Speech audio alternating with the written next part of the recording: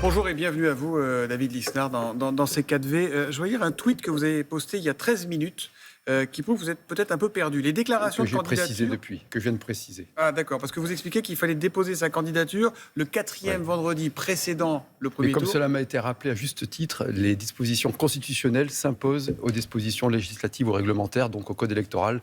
Donc il y a eu des précédents 80 et 88. Voilà. Bon. Est-ce que vous serez candidat aux législatives, vous, du coup? Ah non, moi je suis maire, je reste maire. Restez maire. Et en plus, j'ai une excellente députée sur la circonscription de Cannes-Valoris, Mandelieu-Théoul, qui s'appelle Alexandra Martin. Vous êtes le président de l'Association des maires de France également. Des villes dans lesquelles, selon un décompte quasi définitif du ministère de l'Intérieur, le Rassemblement national et Jordan Bardella sont arrivés en tête presque partout. 94% des villes françaises. Comment vous expliquez ça? Ça confirme tout ce que disent tous les sondages. Les villes, ce sont des communautés d'habitants et les habitants en majorité hier, un tiers des Français qui se sont exprimés, ou quasiment un tiers, ont voté pour les listes du Rassemblement national. D'ailleurs, c'est ce qui est surprenant dans tout ce qu'on vit depuis hier soir, c'est que on a l'impression qu'on découvre le résultat, alors que les sondages, ce qui n'a pas toujours été le cas dans l'histoire des élections, ont été extrêmement fiables. Il y a une demi-heure, c'est Yolande Braun-Pivet, la présidente de l'Assemblée, qui était assise à votre place. Elle ne comprend pas, manifestement, le choix de dissoudre d'Emmanuel Macron. Est-ce que vous le comprenez, ce choix? Est-ce que vous comprenez ce qui se passe? De toute façon, qu'on le comprenne ou pas, il a eu lieu. J'avais dit, je crois d'ailleurs que c'était sur votre antenne, il y a quelques mois, lorsqu'il avait nommé Gabriel Attal, qu'il se mettait dans la seringue. Que changer la Première ministre pour Gabriel Attal à quelques mois des Européennes risquait de le mettre dans une impasse au soir des Européennes. Et on n'en est pas loin aujourd'hui. Alors, il y a une élection, il faut relever le défi électoral.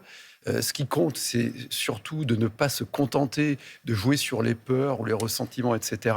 Et ce que nous attendons, nous, en tant que Français, et moi, si je me suis engagé dans la vie politique et depuis peu nationale, c'est pour essayer de proposer une vision, des principes, la capacité de remettre de l'ordre dans le pays, un projet puissant, et pas de tomber dans les combinations d'appareils et les jeux politiciens. Mais ça veut dire que vous n'êtes pas prêt à faire bataille commune avec la majorité présidentielle, comme le propose Stéphane Séjourné? Vous voulez dire la minorité présidentielle, d'une part.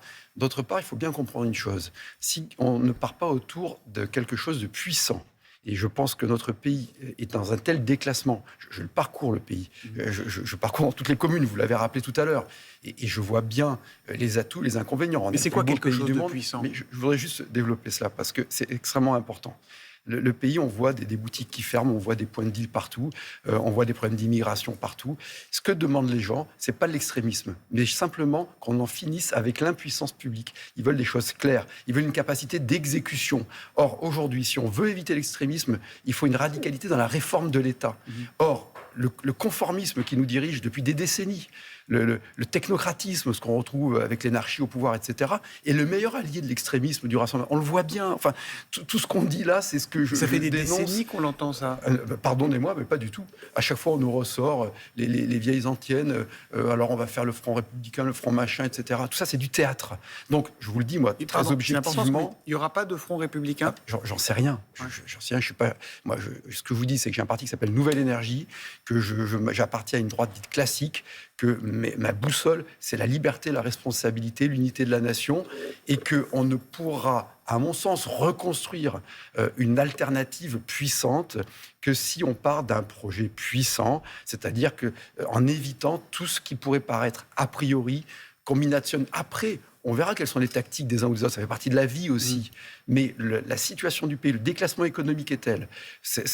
Ce nœud gordien, comme disait le grand président Pompidou, du record de la dépense publique, alors qu'on n'a jamais aussi peu de services publics de proximité, des urgences hospitalières qui ferment dans 24% des cas au moment où on se parle. On n'a jamais pourtant autant dépensé dans l'hôpital. Donc il faut sortir de cette façon de diriger le pays, comme si on devait reprendre une entreprise en difficulté et être cohérent, être constant. C'est tout ce qui manque à la vie politique depuis trop longtemps.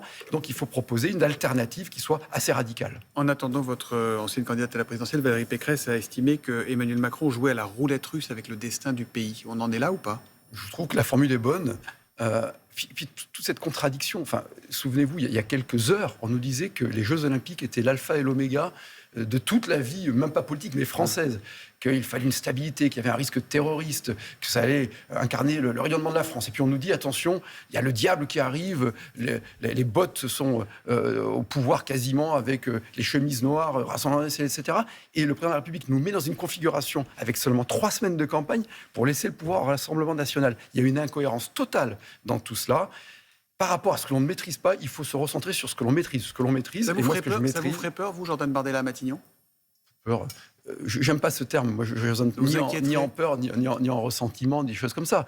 Je pense que le Rassemblement national fait beaucoup de séduction électorale, qu'il a senti le mal-être du pays, notamment sur les questions régaliennes. Et là-dessus, oui, il a raison de le ressentir. Vous pourriez travailler avec lui ? Non, parce que ses propositions sont totalement incohérentes.